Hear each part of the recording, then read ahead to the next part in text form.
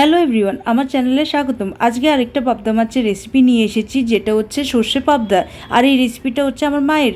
চলুন রেসিপিটা শুরু করা যাক। সবার প্রথমে একটা পেস্ট বানিয়ে নেব। তার জন্য এখানে নিয়েছি হাফ কাপ সর্ষে,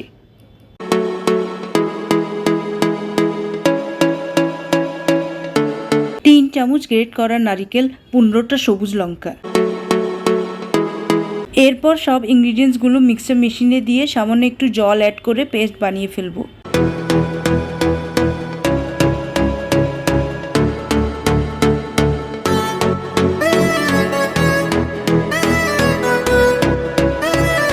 এই পেস্টটা দেখতে অনেকটা ঘন হবে, পাতলা হবে না। তাই যখন মিক্সার মেশিনে পেস্ট করবেন সামান্য একটু জল দেবেন, বেশি না।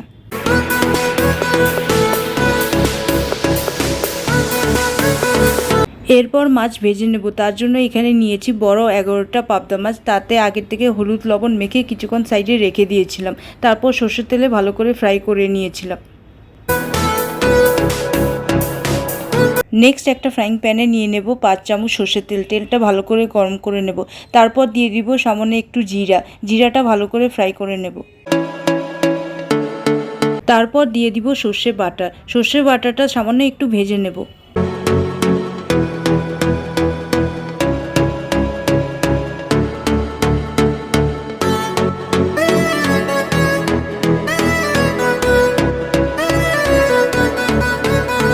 এক মিনিট পরে হাফ কাপ জল দিয়ে ভালো করে মিক্স করে নেব।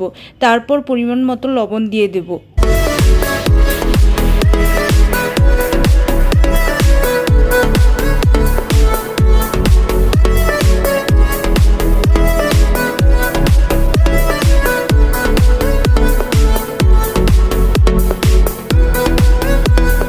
এরপর হাফ চামচ হলুদ দিয়ে দেব। তারপর ভালো করে নেড়ে নিয়ে সর্ষে ঝোলটা মিডিয়াম ফ্লেমে কষিয়ে নেব। আমার চ্যানেলে অনেক রকম মাছের রেসিপি আছে। বিখ্যাত বাংলাদেশি ইলিশ মাছেরও অনেক রকম রেসিপি আছে। লিঙ্ক ডিসক্রিপশন বিলোতে দেওয়া থাকবে, সেখান থেকে গিয়ে রেসিপিগুলো দেখে নিতে পারেন।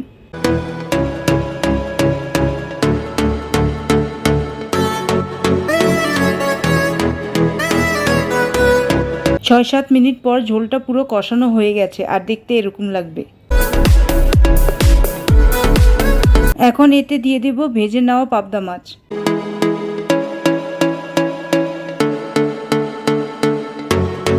তারপর হাফ কাপ জল দিয়ে ভালো করে মিক্স করে নেব।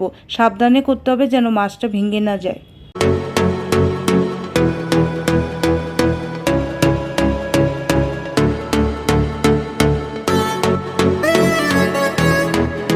এরপর মিডিয়াম ফ্লেমে 10 মিনিট রান্না করে নেব।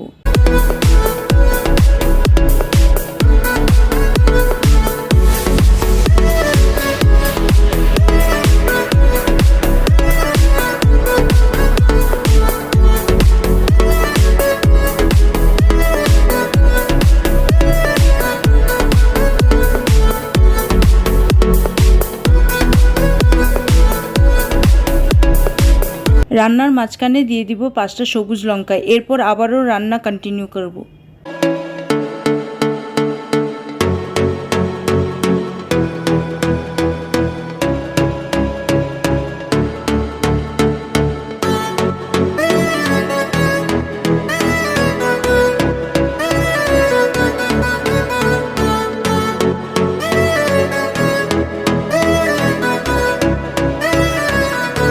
এখানে আপনারা দেখতেই পাচ্ছেন ঝোলটা অনেকটা শুকিয়ে গেছে। এই পর্যায়ে আপনাদের বুঝে যেতে হবে সর্ষে পাবদা তৈরি হয়ে গেছে।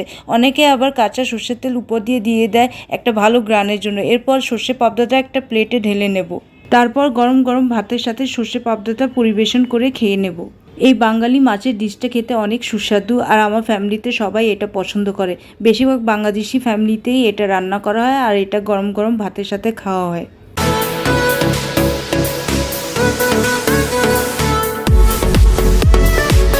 এই সর্ষে পাবদা রেসিপিটা আপনাদের বাড়িতে এইভাবে রান্না করে পরে আমাকে কমেন্ট বক্সে জানাবেন রেসিপিটা কেমন হয়েছে এবং খেতে কেমন হয়েছে।